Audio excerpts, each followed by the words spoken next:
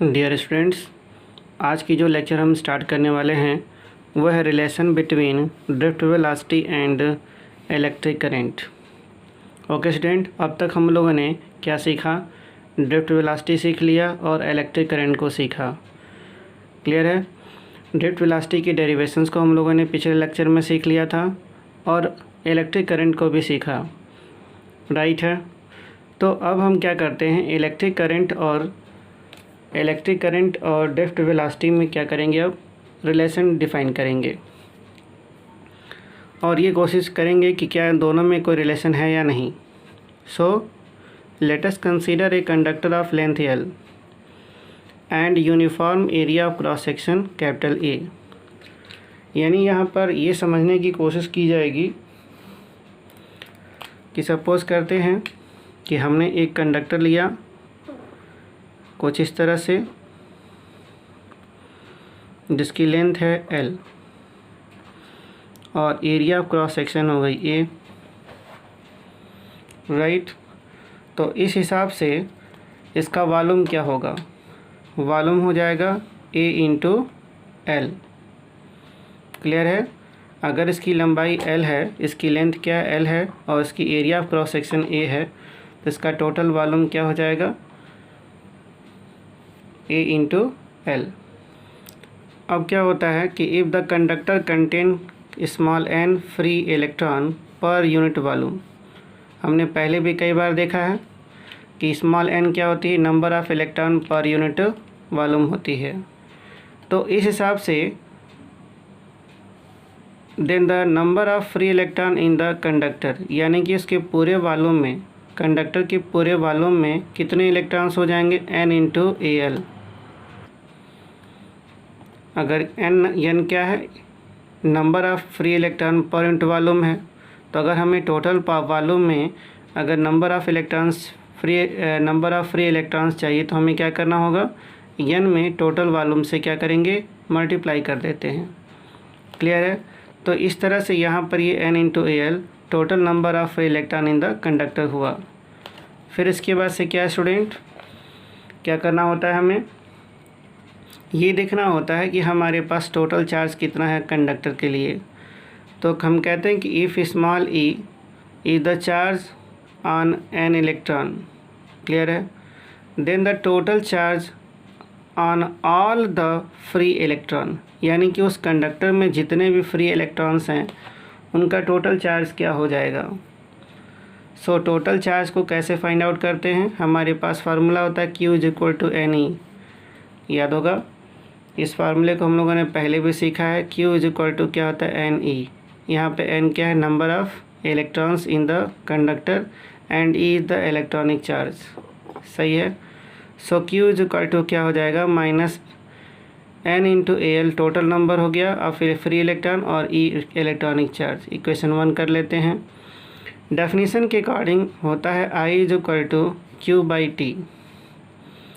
Current की definition क्या है? The rate of flow of charge हो गया। I is equal to Q by T। So Q की वैल्यू हम यहाँ से पुट करेंगे माइनस NALE। और टाइम का क्या मतलब हुआ यहाँ पे? टाइम का मतलब यहाँ पे से हम समझ लेते हैं, ये रहा कंडक्टर, सही है। और इसमें ये जो इलेक्ट्रॉन है वो जिस वेलोसिटी से मूव करता है वो वेलोसिटी क्या है? d है और इसकी टोटल लेंथ है L। सो जो कंसेप्ट होता है कि velocity is equal to distance upon time, right. तो यहाँ से टाइम क्या हो जाता है? Distance upon velocity. तो यहाँ जो डिस्टेंस है वो क्या है? लेंथ ऑफ द कंडक्टर है। यहाँ पे क्या मैंने कहा कि यहाँ जो ये लेंथ L है वो डिस्टेंस ऑफ द कंडक्टर हो जाएगा। किसके लिए? इलेक्ट्रॉन के लिए। इलेक्ट्रॉन के लिए क्या होगा? ये जो लेंथ ऑफ द कंडक्टर है वो डिस्टेंस की तरह से वर्क करेगा।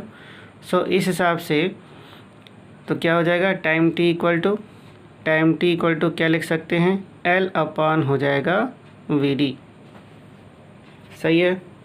तो हमने यहाँ पे इस टाइम की जगह क्या है? वैल्यू रख दी, L अपॉन क्या हो गई? VD।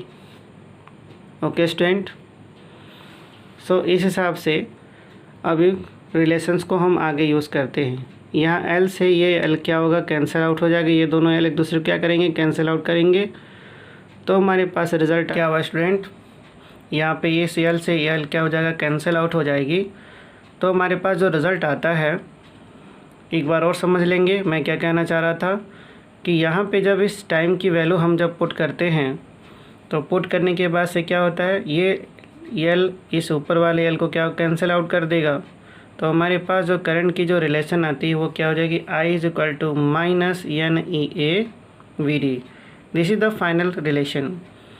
यहाँ पे आप देखिए हमने करंट और ड्रिफ्ट वेलोसिटी के बीच में रिलेशन रेडी हो गई। अगर हम इसे मैग्नीट्यूड के टर्म में लिखना चाहेंगे तो हमें मैग्नीट्यूड में करंट की वैल्यू क्या मिल गई, I is equal to n e A v d. यहाँ हमने इलेक्ट्रॉनिक वैल्यू को हमने मॉड में दिखाया हुआ है। तो this is the very important relation between electric current and drift velocity. अब हम क्या कर सकते हैं, इसे अलग अलग फॉर्म में भी चेंज कर सकते हैं। कैसे, यहाँ पे ड्रिफ्ट वेलोसिटी की वैल्यू हम चेंज कर दें। तो ड्रिफ्ट वेलोसिटी की वैल्यू क्या होती है dear student, v d is equal to e tau upon M.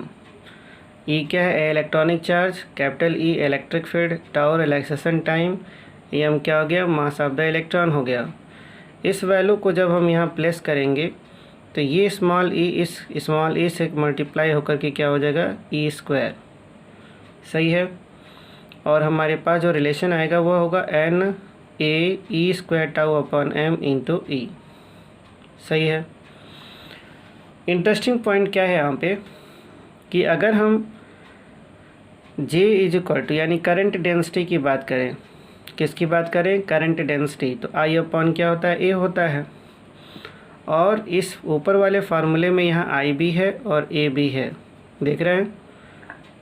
तो सिंपली A से I में अगर हम डिवाइड कर दें, क्या मैं कह रहा हूँ, A से अगर I में डिवाइड कर दें तो हमें क्या मिल जाएगा, करंट डेंसिटी मिल जाएगी। So n e v d. यहाँ भी देखिए I इक्वल टू क्या है, एन ई ए वी डी है। अगर एरिया से करंट में डिवाइड कर दें तो हमारी रिलेशन क्या हो जाती है, एन ई वी डी हो जाती है। सो इस तरह से हमारे पास दो इम्पॉर्टेंट रिलेशंस आ गए, एक है इलेक्ट्रिक करंट का और एक है करंट डेंसिटी का। ये दोनों ही वेरी मच इम्पॉर्टेंट रिलेशंस हैं, जिनके बेस पर क्या होता है, न्यूमेरिकल और कंसेप्चुअल प्रॉब्लम्स आते हैं। अब हम लोग स्टडी करते हैं किसे, इलेक्ट्रॉन मोबिलिटी को। तो इलेक्ट्रॉन मोबिलिटी क्या है, यहाँ मोबिलिटी का सेंस होता है गतिशीलता, यानी किसी कंडक्टर में इलेक्ट्रॉन की गतिशीलता क्या है, और गतिशीलता ऑब्जर्व कैसे होती है, उसकी ड्रिफ्ट वेलोसिटी से। सही है। तो यहाँ पर कहते हैं mobility is defined as the drift velocity per unit electric field. कैसे होता है ड्रिफ्ट वेलोसिटी यहाँ पे, so it is defined as the drift velocity acquired per unit strength of the electric field applied across the conductor. यानी इसे हम बहुत short way में यदि टेक्निकली कहना चाहें तो क्या कह सकते हैं कि mobility is the drift velocity per unit electric field. Now तो इस हिसाब से mobility is always a positive quantity. क्या कहते हैं, प्रैक्टिकली ये ऑब्ज़र्व है कि मोबिलिटी क्या है, एक पॉजिटिव क्वांटिटी होती है। सही है। तो इलेक्ट्रॉन मोबिलिटी के और भी इम्पॉर्टेंट टर्म्स हैं, उसे हम और भी डिस्कस कर लेते हैं। सो अगला इम्पॉर्टेंट टर्म क्या है, it depends upon the nature of the charge carrier. Clear है, चार्ज कैरियर्स। तो प्रैक्टिकली ये बताया गया है कि इलेक्ट्रॉन की मोबिलिटी पॉजिटिव चार्ज कैरियर से क्या होती है, ज़्यादा होती है। Listen once again student, electron की मोबिलिटी पॉजिटिव चार्ज कैरियर से क्या होती है, बहुत ज़्यादा होती है। नाउ प्रैक्टिकली ये ऑब्जर्व हुआ, इट डिक्रीजेज, ये क्या होता है, इसकी वैल्यू, मोबिलिटी की वैल्यू डिक्रीज करती है। कब, जब हम टेम्परेचर क्या करते हैं, बढ़ाते हैं। Okay student. सो इस हिसाब से यहाँ पर क्या है, आई इज इक्वल टू हम लिख सकते हैं एन ई ए म्यू ई। कैसे हुआ ये रिलेशन, इस पे छोटी सी डिस्कशन हो जाती है।